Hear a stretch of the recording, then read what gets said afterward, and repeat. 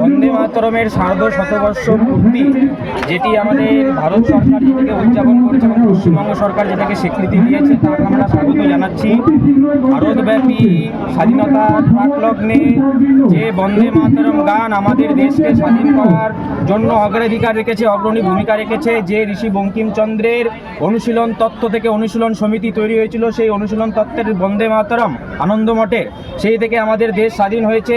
ছাত্রছাত্রীদের মধ্যে বন্দে মাতরমের জাতীয়তাবাদী ভব্য বিচারধারার প্রচার প্রসারের জন্য অখিল ভারতীয় বিদ্যার্থী পরিষদ এই আয়োজন করেছে। উত্তরবঙ্গ বিশ্ববিদ্যালয়ের ছাত্রছাত্রীরা একযোগে এক কণ্ঠে একত্রিত হয়ে বন্দে মাতরম ধ্বনিতে আকাশ পাতাল আজকে মুখরিত করেছে। আমরা এখান থেকে বার্তা দিতে চাই, রাষ্ট্রবাদ, জাতীয়তাবাদ, ভারতবাদের প্রচার এবং প্রসার করার জন্য বিদ্যার্থী পরিষদ এই অগ্রণী ভূমিকা রেখেছে। সকল ক্যাম্পাসের ছাত্রছাত্রীদেরকে আমরা স্বাগত জানাচ্ছি বন্দে মাতরমের ধ্বনিতে একত্রিত হওয়ার জন্য।